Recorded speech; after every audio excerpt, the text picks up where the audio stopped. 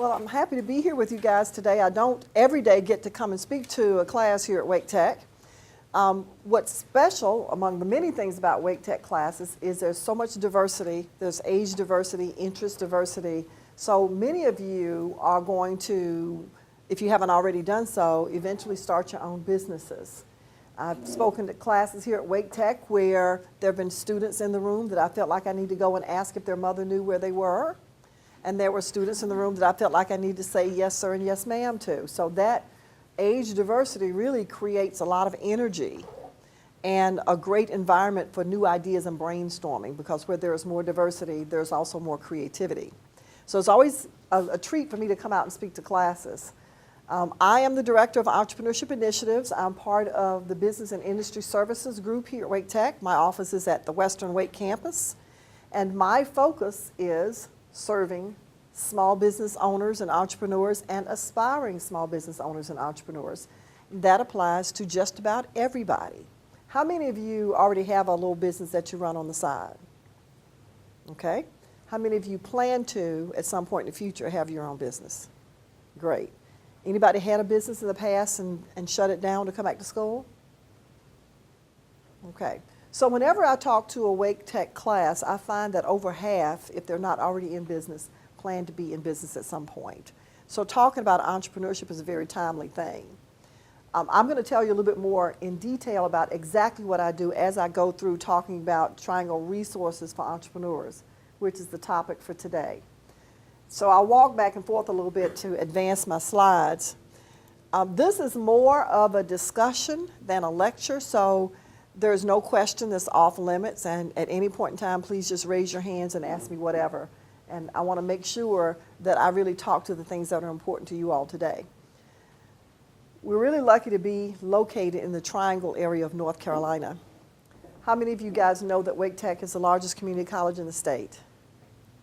Yes, we are the largest community college in the state with 70,000 students. In fact, we're larger than most of the universities. The Triangle area is a very rich area when it comes to small business ownership and entrepreneurship. There are a lot of resources out here. It's almost embarrassing. And it can be a little bit stressful if you're a small business owner starting out, trying to figure out which resources to use, how much money to spend on those resources. So 10 years ago when I started my business, it took me months to figure out exactly where to go for what, because there was so much to choose from.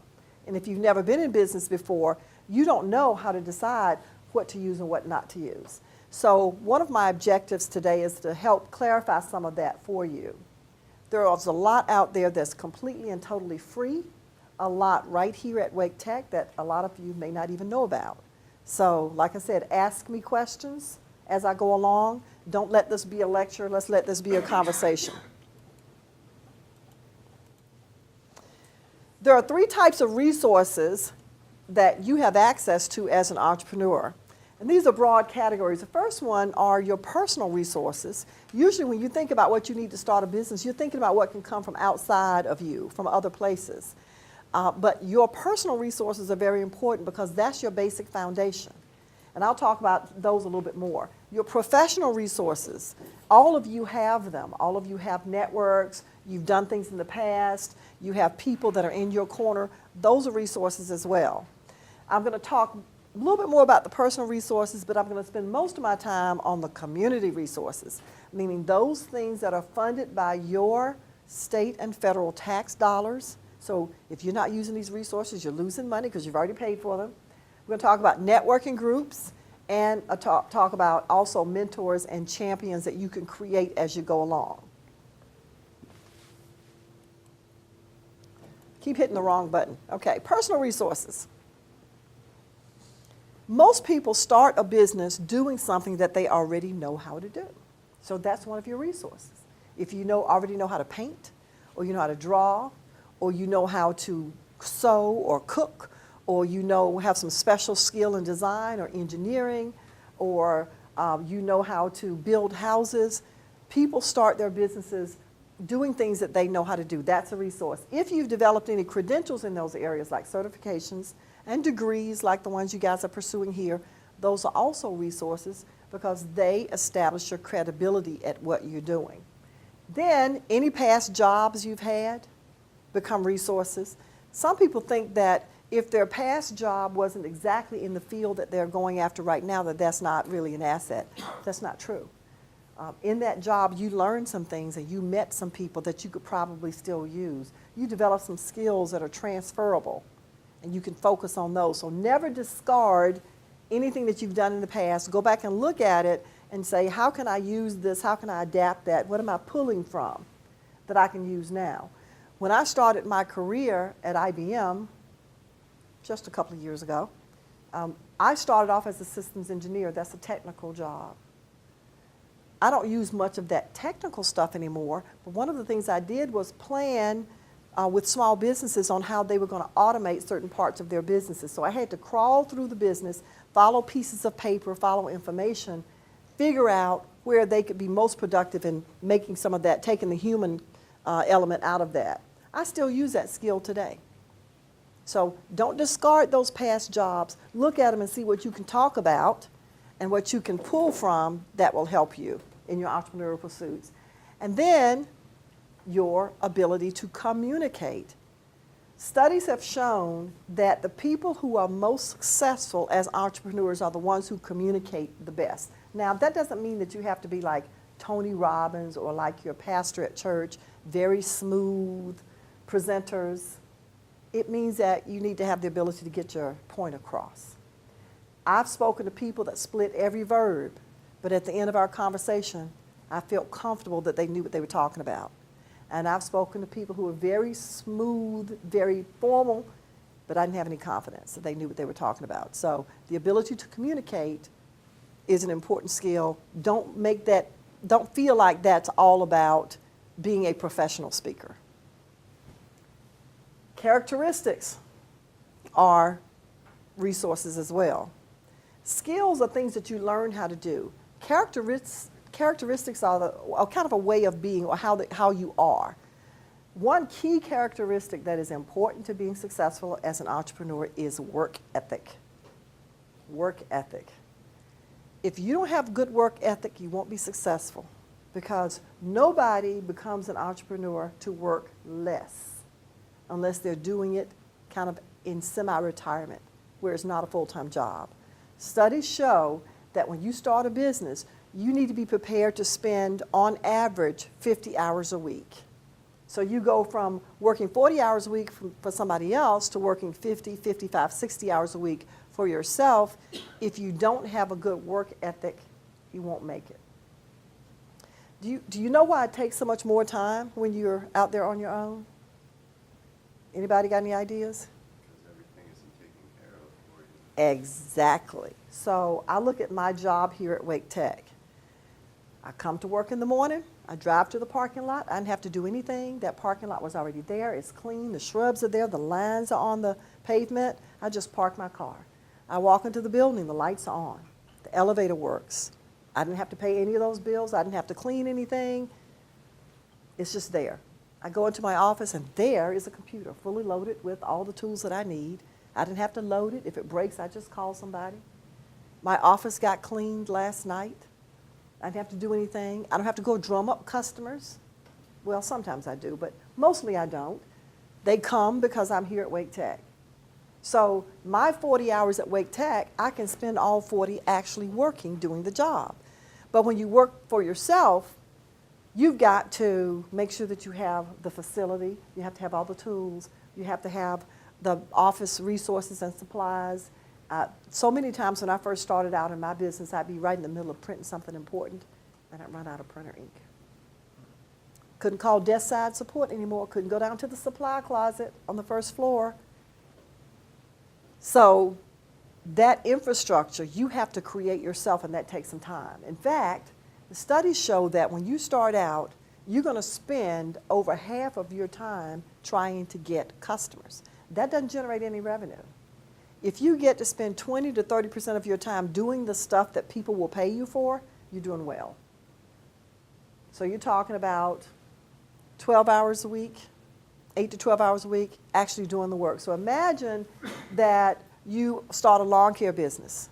You're going to spend 50% of your time putting ads in publications, putting flyers out, contacting builders, contacting homeowners associations, trying to get customers. Then you might spend a day and a half actually doing something in the lawn when you first start out.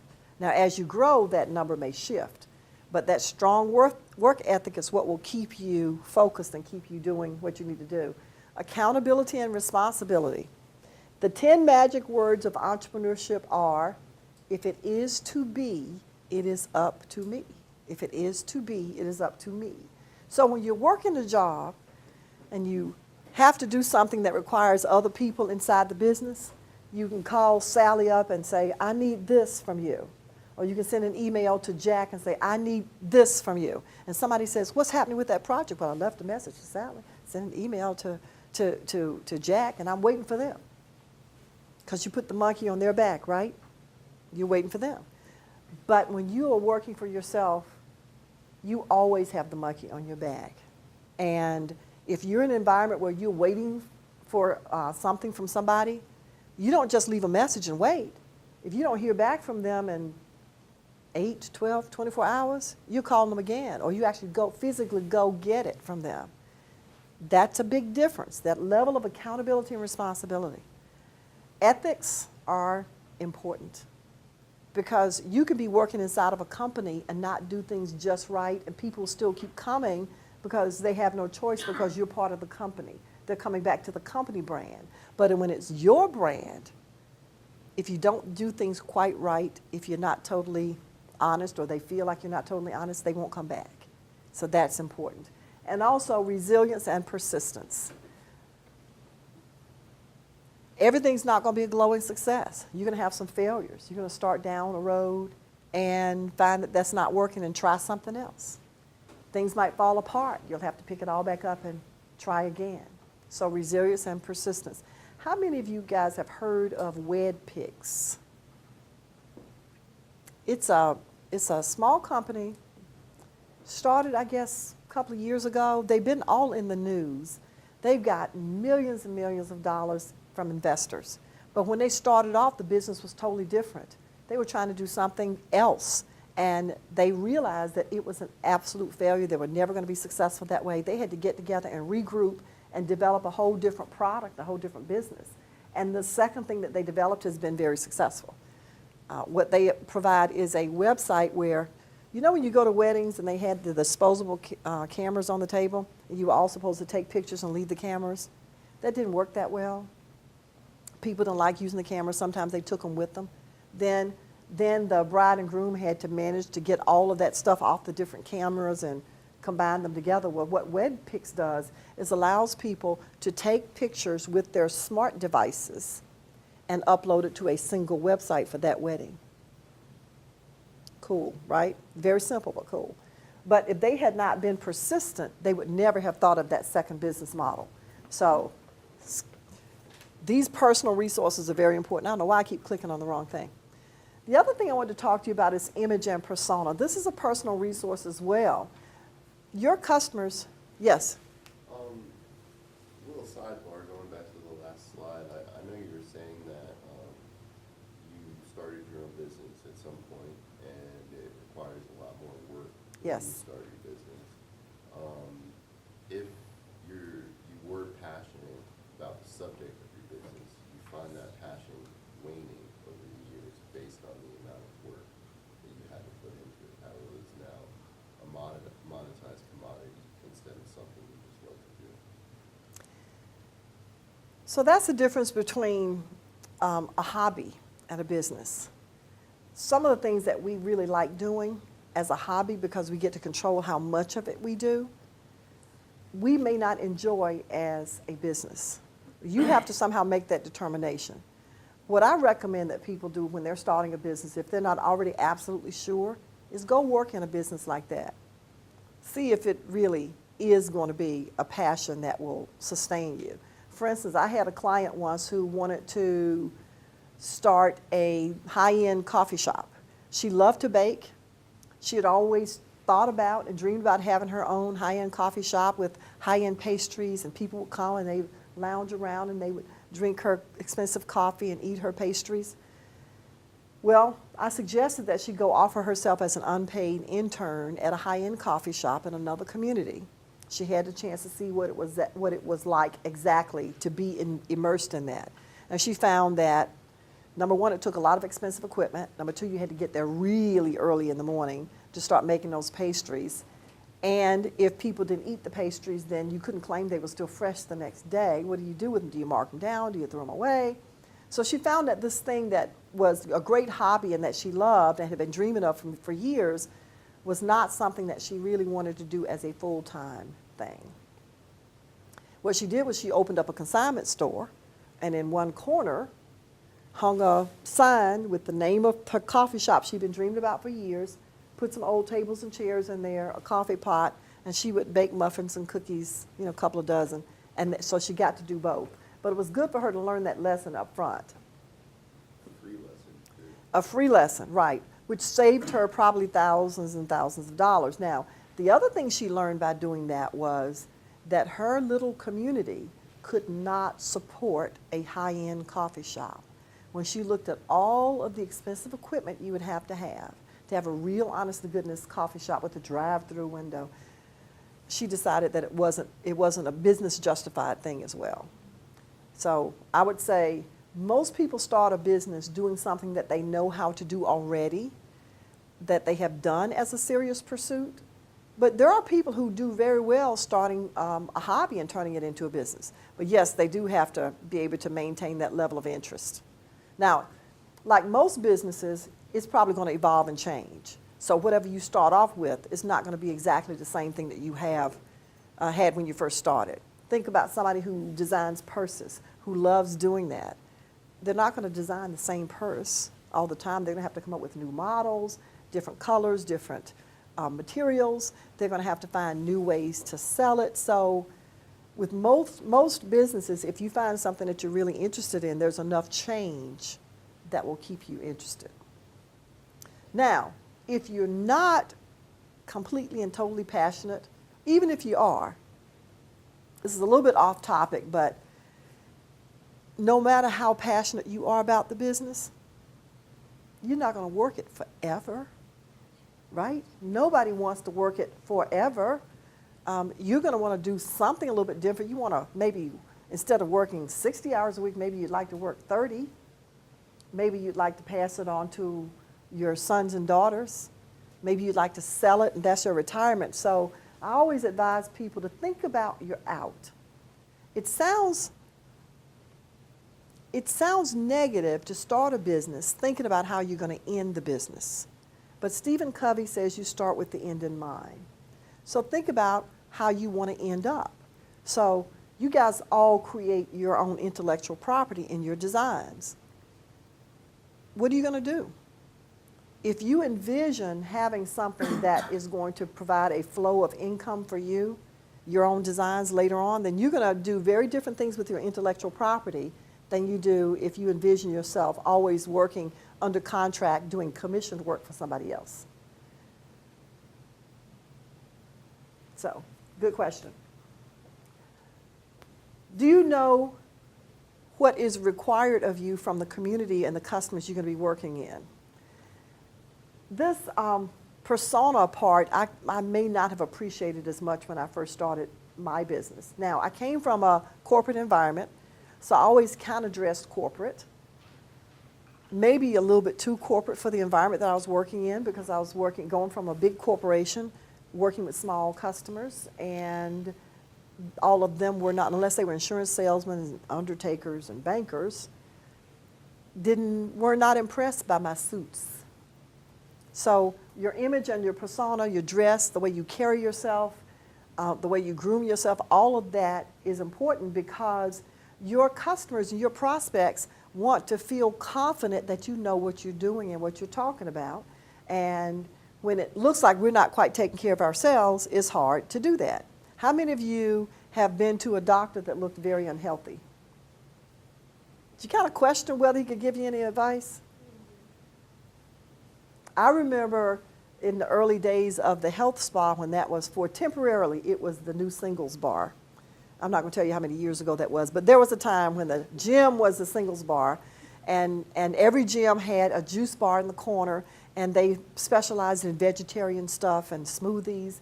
And you go up, and there's somebody there who looks like, oh my goodness, they had no energy at all. If you blew at them, they would fall down. But they're selling you an energy drink.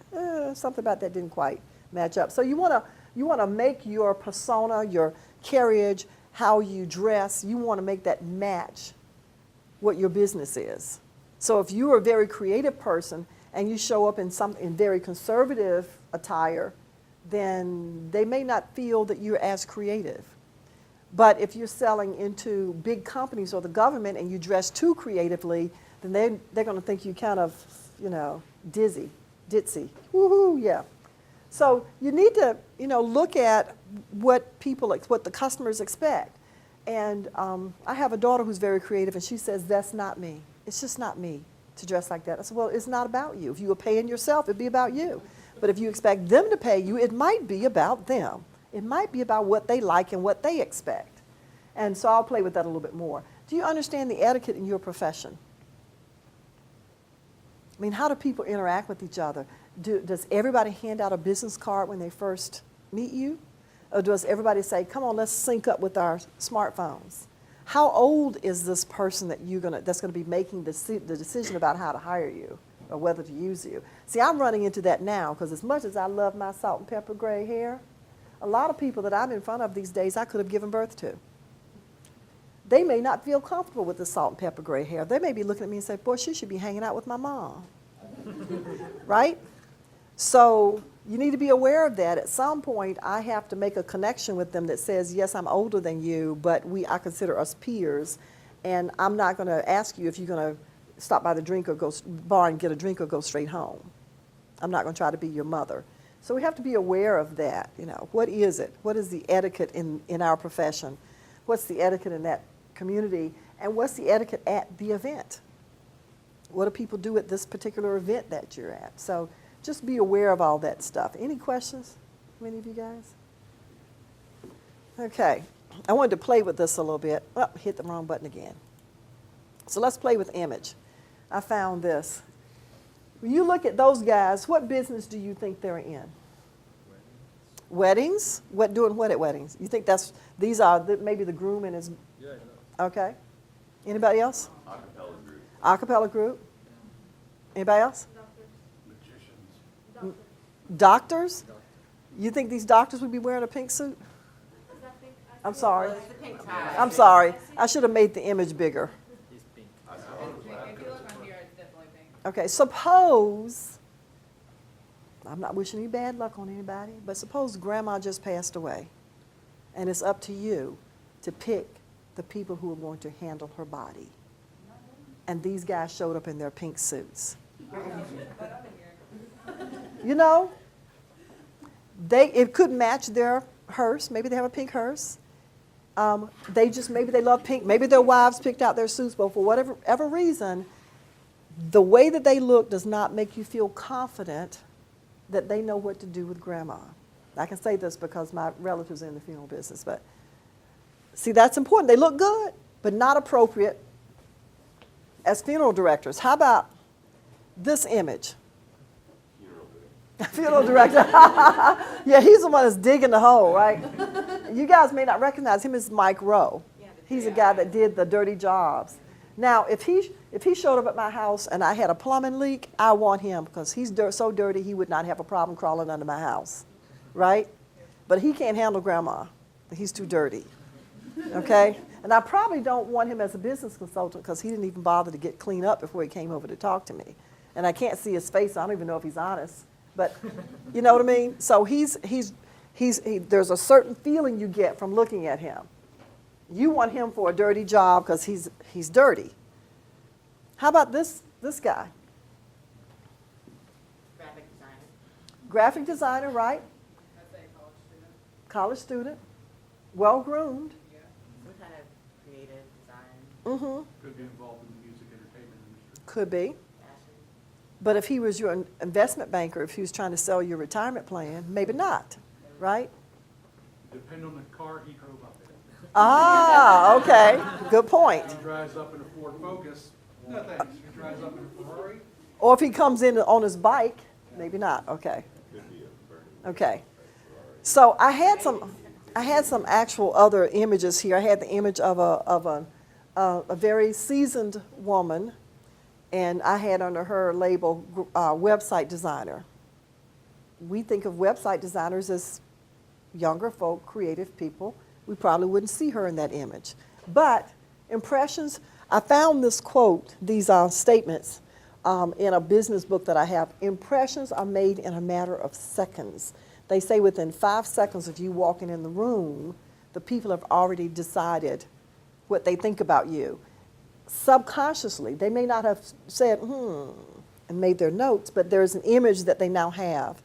And you want that to be something that contributes to what you're trying to do and what you're trying to get at. It doesn't mean that they're judgmental.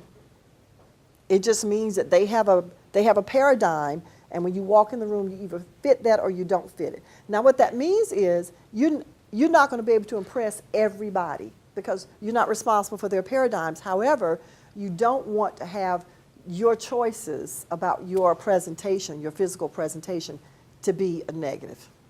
Okay? You want it to be their problem. Yes? There was a scientist named Dr. Albert Moravian who did a study. He said 55% of the way that people initially react to you is based on how you look, 38% on how you sound, only 7% on the words you actually say. When you say how you sound, you mean the quality of your voice? Yeah, if you sound confident. Yes. And it's a lot of, in theater we call it status, high or low status. Yes, So yes. someone who's low status won't make eye contact. Right. They'll touch their face a lot. Yes. Things like that. Hugh And, Hefner and, had for, that problem. and for women, it's, Yeah. Hugh Hefner had that problem. He touched his face a lot. Mhm. He realized that, so he started smoking the pipe because this is low status, but this is high status. And for men, fellas, the ever-present. And let's have some keys and some change in there so we can jingle it when we get a little bit nervous. That's a very industrial way of presenting yourself. I once worked with a salesman, tall, handsome, went to a private boys' college. Everybody had their own horse. Definitely one that could talk about high dollar figures, selling big computers. But when we would sit down, he would always, when he was nervous, he would always do this. He would always just scratch the top of his head, and it was the silliest thing, but it immediately brought the whole room down. Yep. Notice the amount of unnecessary arm movements that people make. Right. This, scratching, all that kind of stuff. And for women, because this is what we are taught, we smile. Because, we're so much more attractive when we smile, and we know that. But we go into these business meetings, and the other person is talking, and as they're talking, trying to be nice, every time they say something, we're like, right? That's weak, and we're smiling. You wouldn't find a man doing that. He's sitting there, he's listening. He's not. So these things we have to, because it's subconscious. They may not even realize how they are reviewing that. Now, when I started my career, when I could walk into a room full of people and be the only female and the only person of color, making direct eye contact was a problem because I didn't know my place. I wasn't supposed to do that as the only woman in the room and as the only person of color in the room. And it was a challenge because they thought I was staring them down and being intimidating and daring and stuff like that. So we had to get past that. I had to find other ways. I had to engage in conversation and look at my paper every now and then and look up. But these things do make a difference. I wanted to mention, when you talked about status, all you familiar with Toastmasters? 1, 2, 3. Toastmasters International has been around, and this is not going to be in your handouts, I want to say it's almost 100 years. It is a public speaking club. There are probably 30 of them in the Triangle area. One meets at the Western Wake campus at 8 a.m. because at a funeral, most of the people would rather be in the casket than doing the eulogy. Toastmasters was developed to help people develop their confidence in how they speak in front of groups, and how they communicate, period. And it's like a little support group. Usually the clubs are 20 to 40 people most, maybe average meeting size is 15. And people come in and they give speeches to these people that they know very well, and they get positive reinforcement and critiques to make them better. I've seen a lot of people who have English as a second language use Toastmasters to get rid of some of those verbal tics that you develop when you're trying to translate and speak at the same time. I saw one gentleman who had a couple of masters and a PhD, very smart guy, but in one 7-minute speech, we counted 50-something uhs and ands and ums because he was translating. He also spoke multiple languages. We don't know whether he had to go through all of the languages before he got to English, or he went straight from his native language to English, but he needed that time to make the translation. What he learned from Toastmasters is how to replace that with a pause. And then he became a very powerful speaker, because when Tony Robbins says something, and he just waits a second, looks at the audience and gives them time to to have it soak through their brain. Sounds like, it looks like he's very wise, he's powerful, because he can handle the silence. So I encourage you all, look into Toastmasters. There's one that meets at a time of day, at a location, and a day of the week that works for everybody, because there's so many in this area. And there are probably something like 5,000 members in the state of North Carolina. Okay, any questions about those two before I actually get into the exact resources? Okay. Can you write that down on the board? Toastmasters. Very elegant.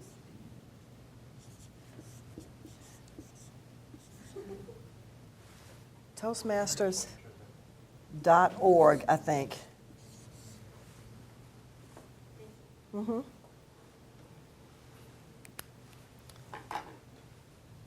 All right, let's talk about some real resources.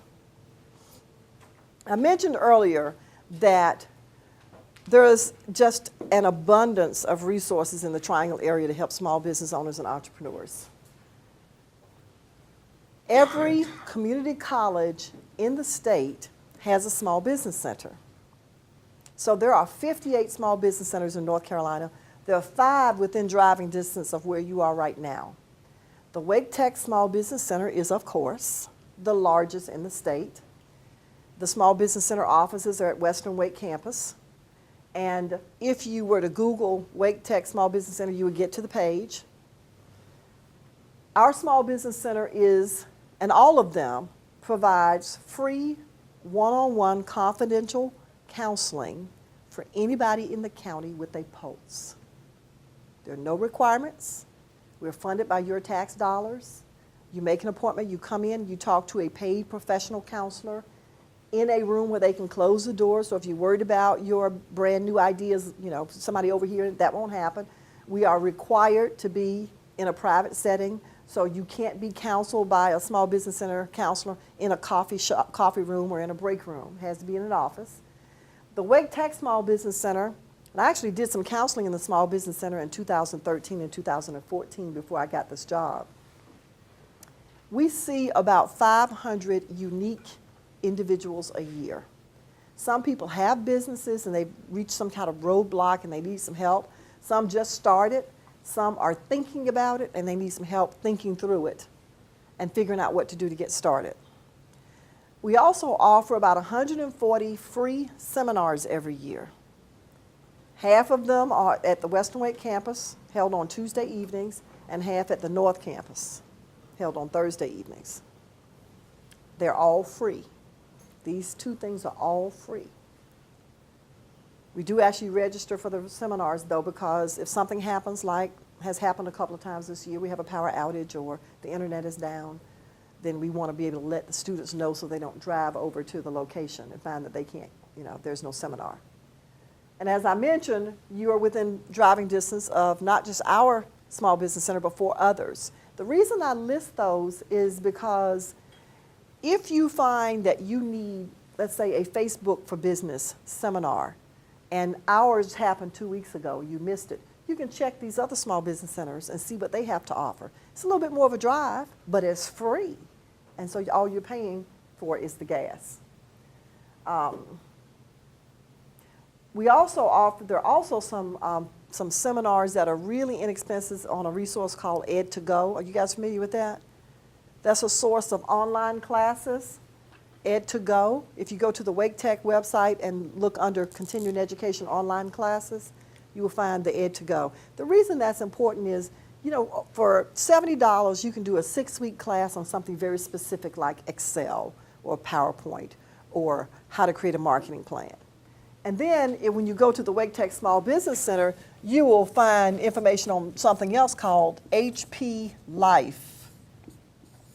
It's called HP Life because it's funded by a grant from HP. But these are free online seminars, like an hour each, on very specific topics that you can pick and choose. Okay? Feel free to ask me any questions about any of these. Mm-hmm. For the small business centers, what, do you happen to know, like, what area in Johnson County there is one? 'Cause that's what area I'm from. I don't know the exact address, but if you were to look up North Carolina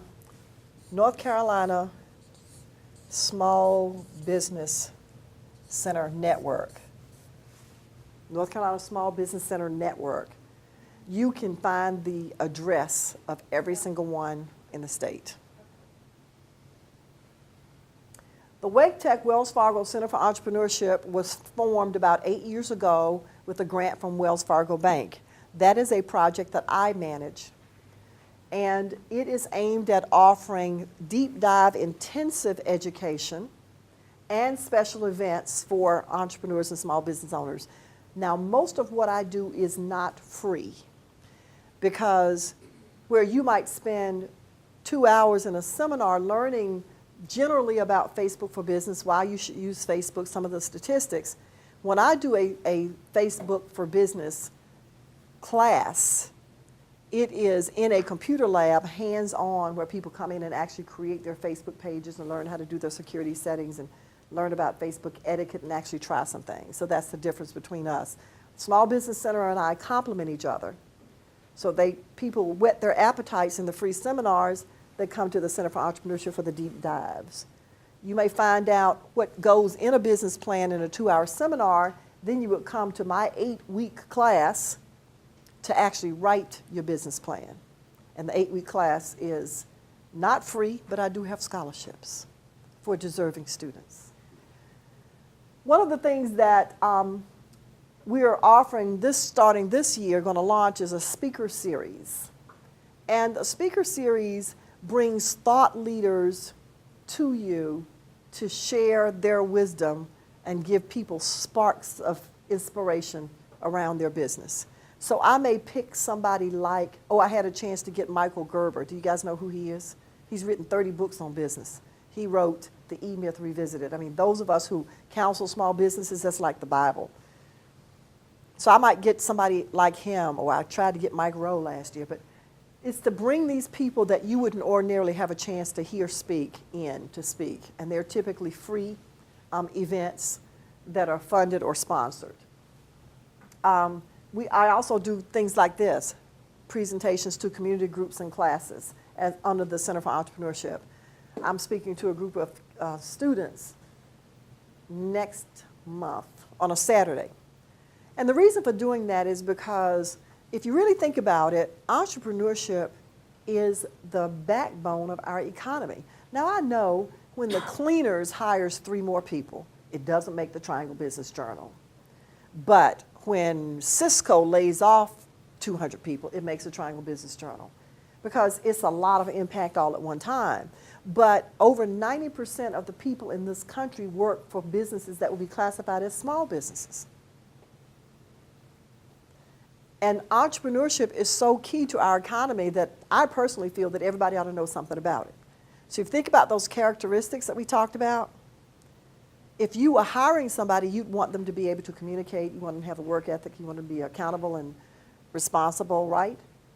So the entrepreneurial skills, this is my own philosophy, Entrepreneurial skills and characteristics are the life and leadership skills of the future. And that's why we want to spread that message. Because when I was starting my career, everybody expected me to get with a national company and stay there for 30 years and retire. That's not the pattern nowadays. The average tenure with the company nowadays is going to be 4 to 5 years. In fact, a lot of people are not even going for a traditional job.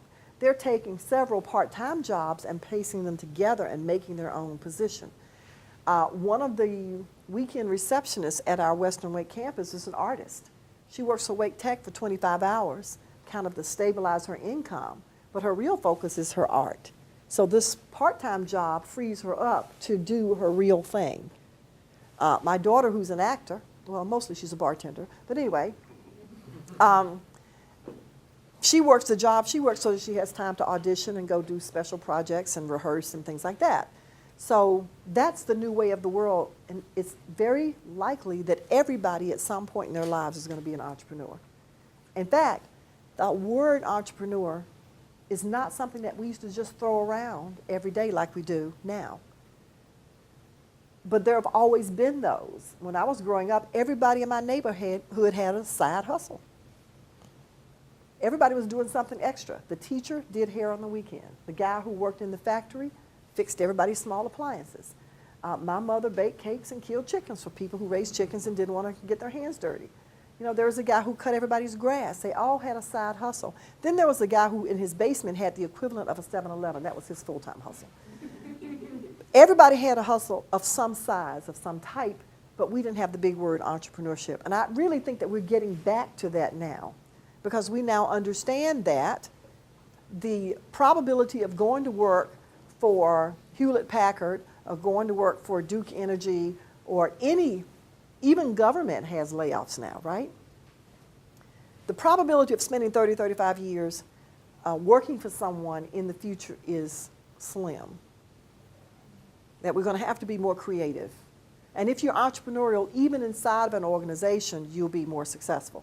So that's why I really believe in that. I want to tell you about another special project that I started last year that I kind of fell into, but now I found that, boy, I really have a passion for this. I'm not a veteran. I took 1 semester of ROTC in college, but my veteran friends say that doesn't qualify me. We started the Veterans Entrepreneurship Program because North Carolina has one of the highest veteran populations in the country. I think we're maybe second or third because we have so many military bases. And the Triangle area, I've heard that we have 70,000 veterans in the Triangle area. A lot of these vets have business ideas, and actually, veterans make great entrepreneurs because of some of the things, the attributes they've developed from being in the military. So we got some funding to start the Veterans Entrepreneurship Advantage Program that provides scholarships to every veteran to come to this 8-week business planning class. The class is taught by a veteran who's a business consultant. All of our guest speakers are veterans who are experts in their field, and we give them dinner. Because I found that if I feed people, that they'll come straight there instead of, maybe going home or getting sidetracked. But anyway, it's a great program. I'm really excited about that. We've had 3 classes. We had about 30 people go through, and we're planning 3 to 4 more this year. So if you know any vets, let me know. We also have some social media deep dives for Twitter, Facebook, and LinkedIn. We're developing one for Instagram, Periscope, and Blab.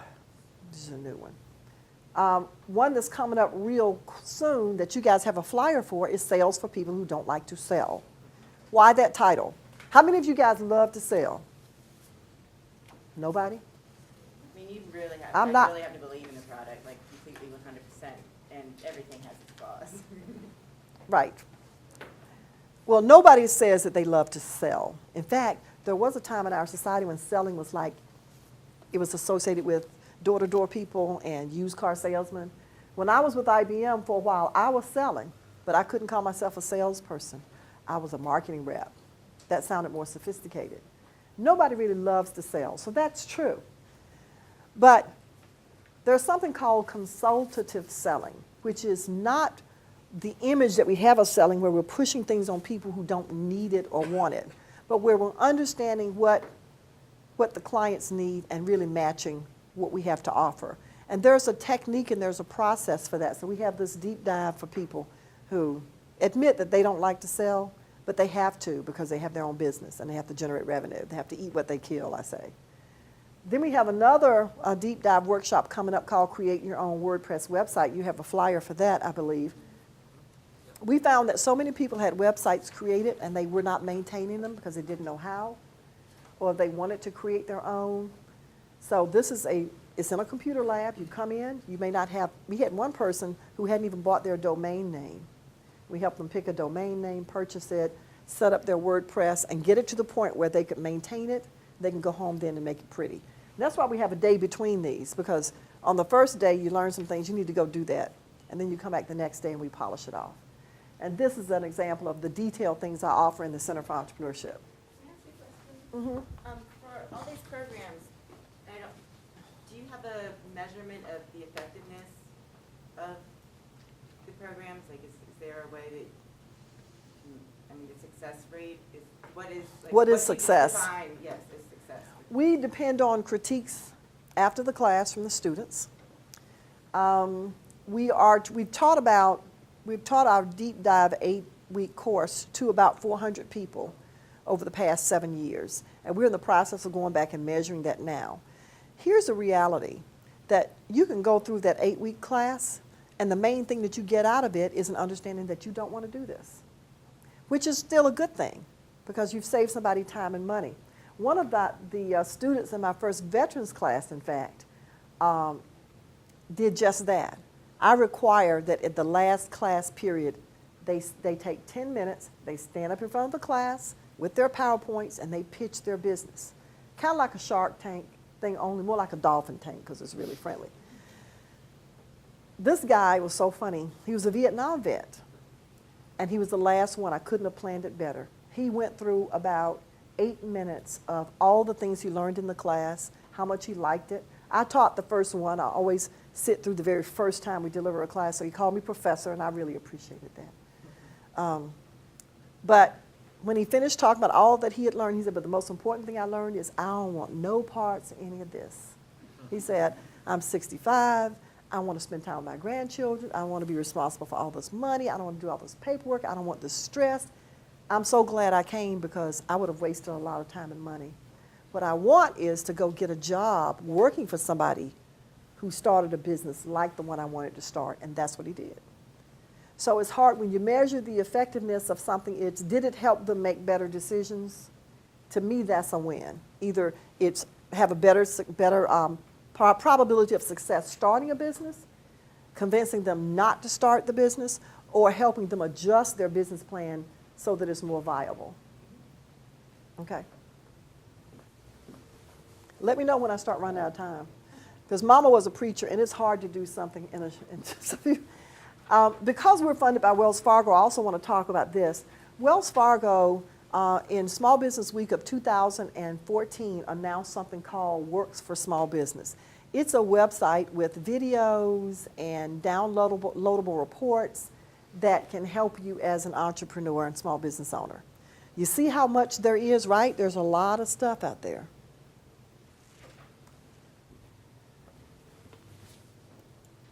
Okay, now we're getting past what you have right here at Wake Tech. At Wake Tech, you have the Wake Tech Small Business Center and the Wake Tech Wells Fargo Center for Entrepreneurship. There are others out there available to help you as well. There's the Women's Business Center of North Carolina, funded by the Small Business Administration, the U.S. Small Business Administration. So while we were funded by state dollars, your federal taxes help fund the Women's Business Center of North Carolina. They provide free one-on-one counseling.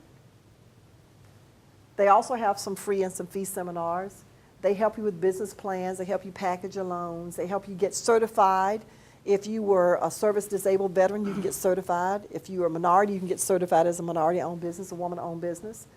And sometimes that helps you get in front of people who have said that we're going to spend X amount of our outsourcing dollars doing business with this group of people. And they provide networking opportunities. So why are there so many of these resources that do a similar thing? Well, sometimes it's accessible. The Women's Business Center used to be located in Durham. They're now in North Raleigh. But if you're in Cary, you may not want to always drive to North Raleigh. Also, if you were a professional golfer, you might have multiple coaches, right? You have somebody helps you with your long shot, somebody helps you putt, somebody works you out, makes sure you get your muscles in place. You might even have a stylist to make sure you look good on the green. So when you're a small business owner, you can have multiple coaches as well. You may come and talk to me, and maybe we just don't have chemistry. Or you pick up one thing from me, but when you talk to the small business center person, you pick up something else. But all of these are available to you, and as I mentioned, mostly free. Now, just like every community college has a small business center, the 17 state-supported universities have something called the Small Business Technology Development Center. They're a little bit different from us, from the small business centers, because if you're just thinking about a t-shirt business that you can run out of your garage, probably better off with us. But if you're starting a manufacturing plant, making over-the-counter drugs, and you need $1 million just to build the building, you might want to go to them, because they're really good at helping people get big chunks of money. So we all have our place, but there's an office at NC State on the Centennial campus. There's one at UNC Chapel Hill, one at North Carolina Central. Every one of the 17 state-supported universities have an SPTDC. And we cooperate and collaborate, all of us. We move people back and forth. If I know somebody over there who works in this program that specializes in helping people get government contracts, and I have somebody that I know should be going after some government contracts, like a construction business, I might send them to this guy. Okay? Are the acronyms swimming around in your head now?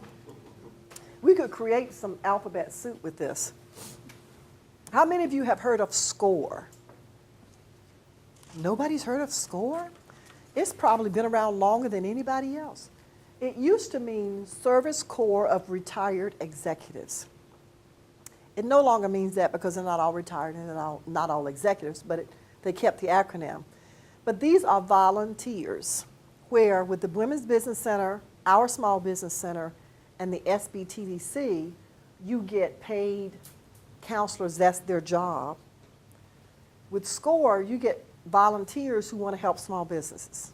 And there are about 70 SCORE volunteers in Wake County. Here again, you can get free one-on-one counseling.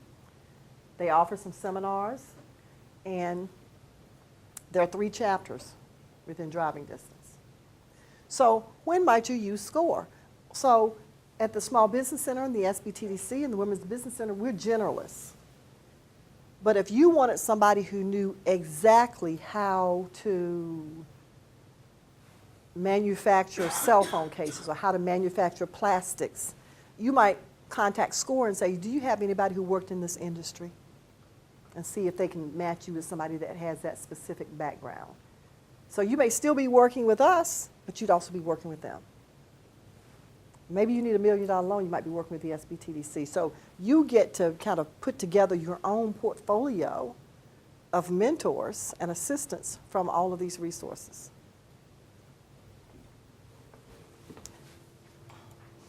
Now, those are your government-funded things. Let's talk about the things that are not funded by your tax dollars. Have all of you heard of meetup.com? It's a great resource. So if you're looking for birds of a feather type environments, people who are interested in doing the same thing that you're interested in, people who are doing something that you're doing, people who are doing things that you want to get into, go pick a meetup group. And you will find those people in that meetup group. There are several small business meetup groups. Some of them have a couple thousand members. So no matter what you're trying to do, you could probably find a meetup group for that.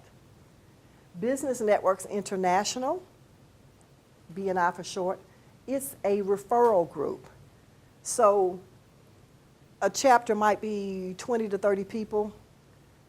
If you have a graphic design business, you'd be the only graphic designer in that chapter. And the other members are supposed to, when they run across somebody who has a need for graphic design, bring that lead to you. And you do the same for them. So it's a leads group. There's something called Coffee and Contacts. That's very similar to B&I. Mostly women, but men, you're welcome. You probably get a lot of attention if you showed up, because you might be the only one or two.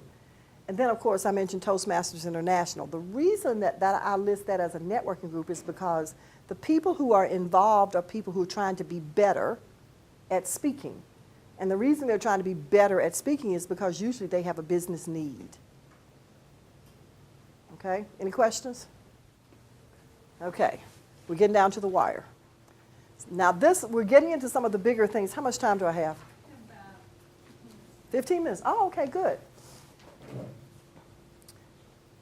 When you have an area like the Triangle, where there are a lot of business starts, there are a lot of banks, there are a lot of technology companies, there are a lot of universities, and there are a lot of people.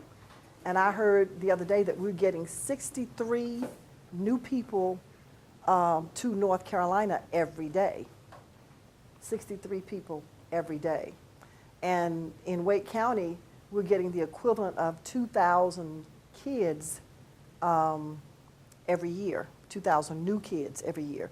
So a lot of growth here, a lot of activity. Then you're going to have a lot of these types of groups. Have you guys ever heard of incubators and accelerators? Okay. What does an incubator do? It grows something, takes something that can't really stand on its own, and helps it grow up to the point where it can be self-sufficient. I actually have an incubator in my office. I incubate plants. I have 6 lemon trees in my office that started like this, inside Ziploc bags, and they're now like this, because it's a great environment, apparently, to grow lemon trees. So this is a great environment to grow businesses. And there are these incubators who take people with business ideas or people who have started businesses that need a little help, and they put them in this cocoon of an environment called an incubator and give them all the help that they need. And these are the general business-oriented incubators. First Flight Venture Center in RTP was one of the first incubators in the state. It's been there for over 25 years. So before entrepreneurship was cool, there was First Flight. Then there's something called Launch Chapel Hill, which is connected to UNC, but not necessarily run by UNC. Does the same thing. You can't just walk in like you can walk into our small business center. You actually have to apply to be accepted. And then there's NC IDEA, North Carolina IDEA, that does the same thing. Now, there's a difference between an incubator and an accelerator. You might be in an incubator for a couple of years. They can let you take your time growing. But an accelerator expects you to grow fast. So there's a specific day that you go in, and there's a specific day that you leave. Groundworks Labs and the Startup Factory are 2 of the top accelerators in the area. Now, they all have this rigid application process. I talked to somebody who had tried 4 times to get into a Startup Factory, and they finally did. But because they are it doesn't cost you anything. And in fact, they give you money, most of these, when you come in. If they like your business idea, they give you some seed money. They work with you for 8 to 12 weeks. Most of them require that you be there all day for those 8 to 12 weeks. And they're focusing so much on you that they have to be really picky about who they accept. And at the end, in most cases, at the end of your time in an accelerator, they will put you in front of some investors or something so that you could get some resources to go to the next level. Oddly enough, most of these are aimed at technology-oriented businesses. And there's a reason for that. If you develop an app, you can get that to marketplace very quickly, because all you need is a computer and your own skills, right?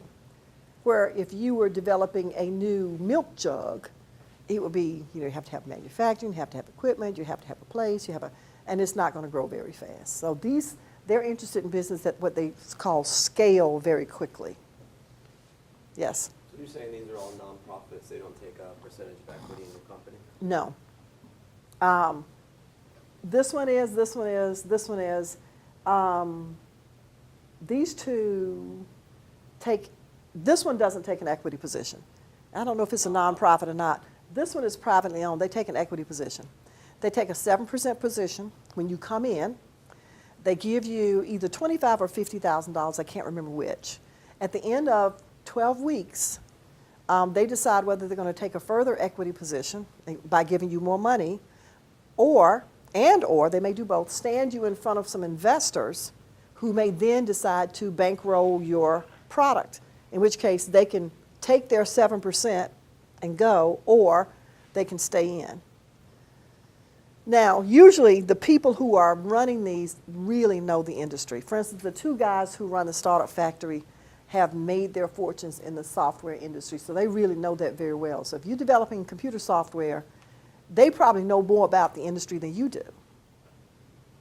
And by specializing like that, you get more help. Now, I wish there were incubators and accelerators for what I call the Main Street businesses. You know, the ones that make our communities work. The ones that if we all left, these guys would move to. You know, the daycare centers, the lawn care, HVAC, the plumbers, the carpet cleaners, the real estate agents, the coffee shop owners, all those things that make the community work for these people to live in. But because we don't grow very fast, we haven't figured out how to make that work financially. Because you can put somebody in an accelerator and you can make, you know, a couple $100,000 off of funding that idea in a year. But if you're helping somebody open a dry cleaners, it may be a decade before you get your money back. But the dry cleaners is very important. Not as important as it used to be before we all had to wear suits to work, but still important. These are co-working spaces. Some people call these incubators as well, but they're really not. And the list is growing. For instance, there's a place called The Landing Place. It just opened in Cary. Holly Springs co-working is opening up, which I'm really excited about because that's my little town. But these co-working spaces are there as a resource, and the reason they are important to you is because they cut your startup expenses. And they also address one of the biggest problems in being an entrepreneur. It's not getting funding, it's not even skills, it's isolation.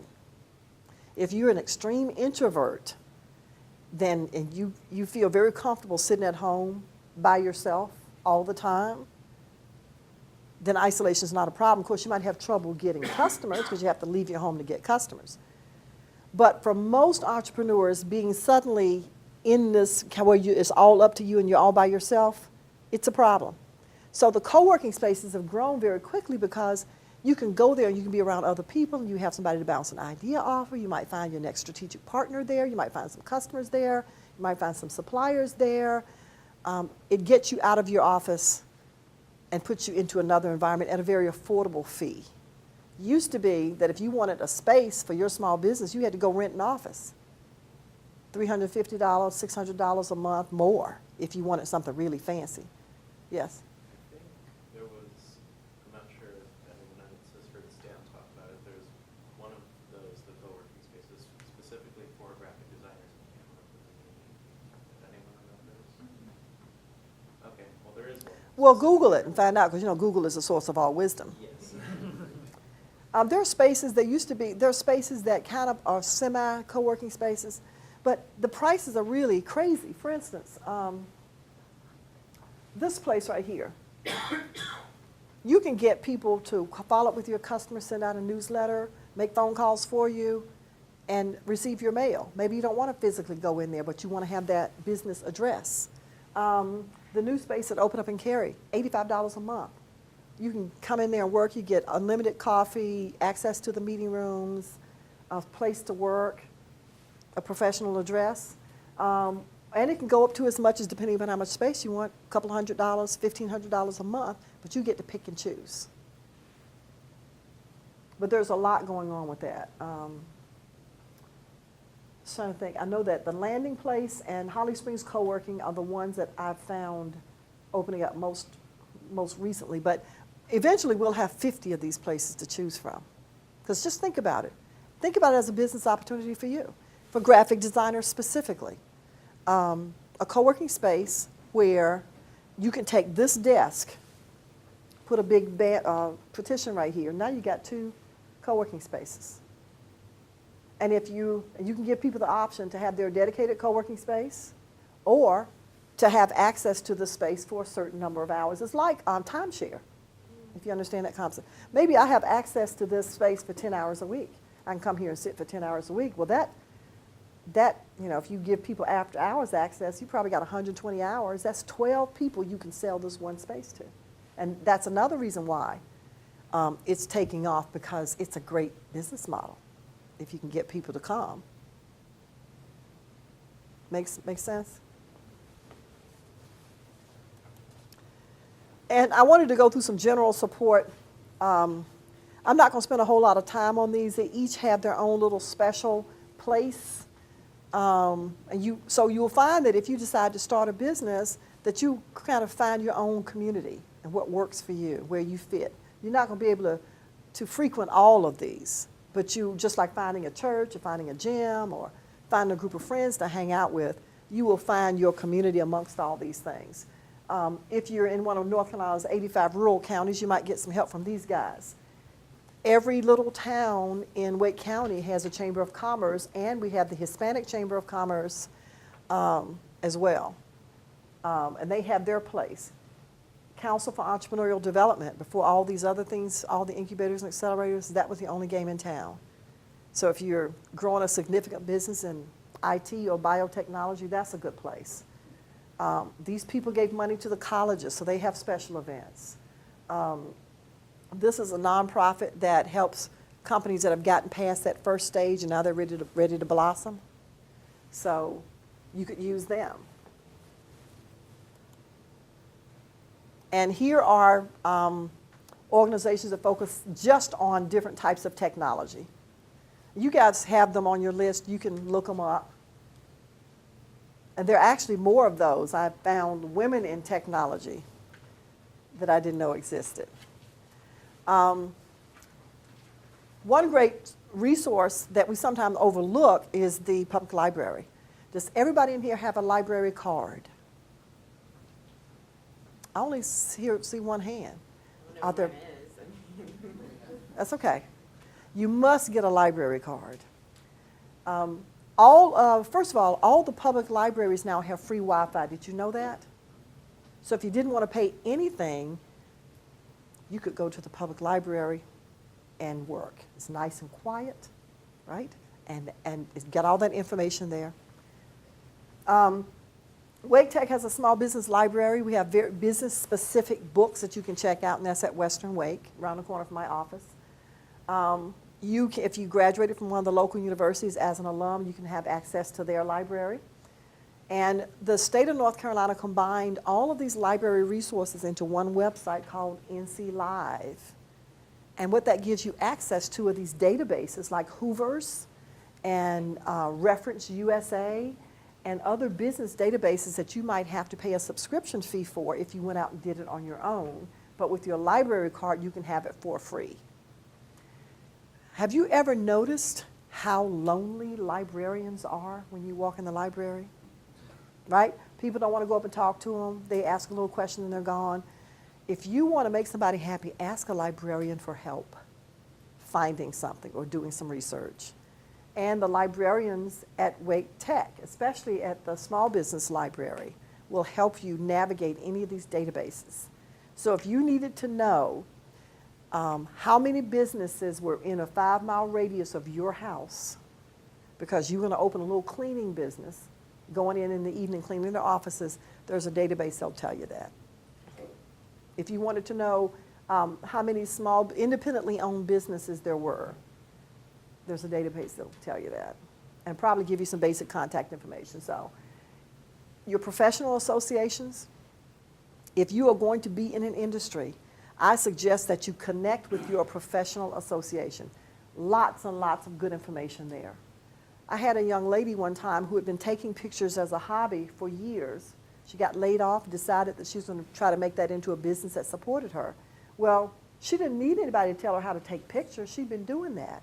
She needed somebody to tell her how to take that skill and turn it into a business. So she needed to know about the business of photography, not the technical aspects of taking a picture. And we found the American Association of Professional Photographers. And we're actually able to send her to one of their conferences where they spent the whole day talking about nothing but pricing and how you put together your offerings and how do you collect money from people and that type of thing. So professional associations, I swear by them, okay?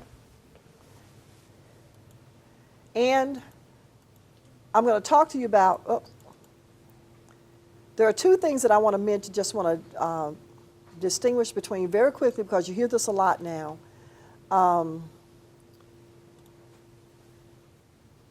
When you talk about investors, now as people involved with graphics and technology, you guys have the opportunity to do some really interesting things because you already understand kind of that technical world. So you might come up with the ability to do children's books, you know, to take kids' pictures and create it into something. When you're looking for money and you can't use your credit cards and your relatives, and you know you can't get a loan from the bank because you have no collateral, which is true for most people who start businesses, by the way, you might look for an angel. And they call them angels because they come down from heaven when nobody will give you money. Angels are people who invest money before they know if the business is really going to be successful. They're taking a big chance on you.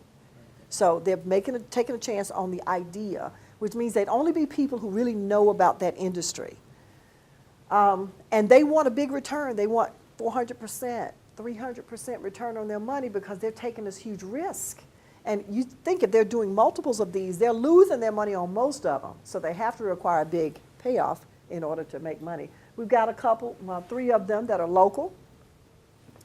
And we've got a lot of venture firms. Now, venture capital is like Shark Tank. You guys watch Shark Tank? Watch Shark Tank. There are episodes on YouTube. You can learn a lot from that. They ask, how many have you sold? How many customers do you have? How much money have you made? I mean, how much revenue, how much profit? Do you own the patent? Have you trademarked? They don't want to get involved until you can prove to them that it's viable. That's why they're not angels. They let somebody else take all that risk. Now when you know it's really viable and you can show some opportunity, that's when they get involved in their venture firms. So that's the difference between the two. Okay, and that's all I got. Is there anything that you wanted to know when you walked in the room today that I didn't cover? Or do you have any questions? Mm-hmm. With the Women's Business Center of NC, what exactly is the loan package assistance? If you want to get a loan from anyone, other than your people who love you, they're going to want you to give them some information to convince them that you are not going to lose their money. And the loan package will be, it's very similar to a business plan, but they want to focus on who are your customers, how you're going to get them, how much you're going to charge them, how much money you're going to make. And so if you've never created one of those before, having somebody guide you through that process is helpful. Do I have time for one other little tidbit? Okay. I mentioned that very few people get a bank loan when they start out, and that's because we don't want banks taking risk, right? Remember what happened in 2008? Why was that? Banks were out there lending money. They were speculating. That's not their job to speculate. You want banks to lend money to people who have a chance to pay it back. Because whose money are they lending? Ours, that's right. But there are times when people can't meet those underwriting requirements, maybe a little bit more risky, but not a total gamble. There's a group called Community Development Financial Institutions that are nonprofits that are given money, sometimes by the banks, for the sole purpose of lending to people who cannot meet the bank's standards. So the bank wants those people to grow up and be successful so they can come to them for a loan later. And there's one of those in this area of North Carolina. It's called the Support Center of North Carolina. So the bank wants you to have an almost perfect credit score. Support Center, you might not be imperfect credit score. The bank wants great collateral. The Support Center, you may not have as much collateral. Now, they won't give you $1 million. I think their top limit is $250,000. But if you're trying to start a bakery, you could probably get off for $50,000, right, to start off. So I didn't put that in here. I think I'll add that now, but for most people, the path is bootstrapping, meaning starting what you have, family and friends, if you got something creative, crowdfunding, then maybe angel investment if you got technology. If not, you might go to the CDFI, and then eventually you end up at the bank when you're not risky anymore. Or when you have millions of dollars they can take in case it doesn't work out. So, okay, thank you. Uh-huh. They have a project, a group project coming up, and I was hoping you could impart some words of wisdom. Would anybody like to volunteer to talk about this group project? Thank you, Tom. We have a group project right now. She split us into 4 groups. We are to develop a business campaign for a startup beer company that wants to launch their product at Raleigh Beer Fest. Okay. Something like that. We have to come up with a business proposal. We have to come up with a logo, posters, find out exactly how much everything's going to cost, a 5-page website, find out how much we need to be paid in order to make our work worthwhile. Essentially, business proposal from A to Z. For the marketing part, or for the whole part? Everything, pretty much. For the whole launch, including buying the supplies, or just for the marketing and communications and stuff like that? Okay. Have you guys started already? Yeah, like beginning stages of Okay. beginning stages. The reason I ask is in my last veterans class, I actually had a gentleman who, and we finished the class earlier this month. He's actually, his business plan was for a brewery. And I can't remember the name of it. He picked out the location and everything, and he's going to be brewing and doing some tasting and selling to bars, but not necessarily worried about putting them in grocery stores. So if we'd gotten involved earlier, I might have had him come and pitch, and you guys could all do your plan around him, and he could pick the winner. But you're probably too far along for that right now. I mean, I'm not. When is it due? The presentations are going to be April 20th and 25th, That's not far away, though. but we have a talented group here. But you were talking about some of the resources. Mhm. For example, they could see how many brewers are in the area. That's right. You definitely want to do that. You definitely want to do that. Something we could Tap into that. Tap into the North Carolina Department of Agriculture, because craft brewing is such a big thing. They have a program to help promote craft brewing and help more of them develop. So I would check the North Carolina Department of Agriculture's website. They also have special advertising programs that small business owners can tap into. Some of them specific to breweries, but some of them general, like I Got to Be NC. And they have festivals sometimes where they showcase North Carolina products. The last one I went to was last fall at the fairgrounds, and you got to walk around and sample all these things. I tasted more wine that day. I'm more of a wine person than a beer person. I've tasted blackberry wine, pomegranate wine, and all of it made in North Carolina. So that's something. So I would check that website. I think there's a Triangle Craft Brewing Association, or North Carolina Craft Brewing Association. I'll check with that. And you know that most of the brewmasters in the Triangle are trained by Wake Tech, right? Did you guys know that? No. Yes, we have the top brewmaster training program in the area, and we partner with the local breweries to actually take students on site. It's run out by Ben Wagner, who is also a veteran and my partner, one of the people I work with in my veterans program. His office is at North Campus. And Wake Tech has its own brand of beer. I think I need to change my field of study. So with enough notice, with about 2 months' notice, if you have an event, you can get Wake Tech beer brewed and served for that event. If it's on campus, you have to get special permission because we're not supposed to bring alcohol. If I were doing this for a client, I would spend a lot of time figuring out what's in their head. What is it that they want? you to do? What is success for them? Do they have a particular group that they want to target? If you go to, who do they think they want to get their beer to? There's a business that opened this year in Garner called the Bearded Lady, Beerded Lady, the Bearded Lady. That was a small business center client that I worked with in 2014. And they stock primarily craft beers. They'd rather get the ones from the Triangle. So you might do some research in some of these bottle shops and find out how do they pick which craft beers to stock. What would they do for a new brewery to, what kind of co-marketing could you do if you were a new brewery trying to launch your brand? Would they let you come in and do something special at their bottle shop? What would they expect you to do? Would they expect you to bring the beer and give it away? Would they let you sell it? Would they let you give away beer for a certain period of time and then sell it after that? I mean, each one of them might be a little bit different, but that's certainly something, an option that's open to you. Do they want the beer in growlers, or do they want a keg, or do they want bottles, or, okay? Yeah, so get in their heads in order to make your campaign more successful. That's right. Because otherwise, you're targeting it elsewhere too. Or you might be just kind of throwing it out there to see what sticks. You know, back in the old days, people did that a lot because we didn't have access to social media. We didn't have access to all these databases.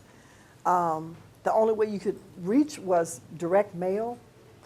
Well, direct mail is still effective, but it's very, you're going to get 1 to 3% return. So if you're trying to get 200 people into your place the first weekend, and that's 1%, how many people do you have to have even thinking about it? 20,000 people? Okay? So we have a lot more options now because of the technology.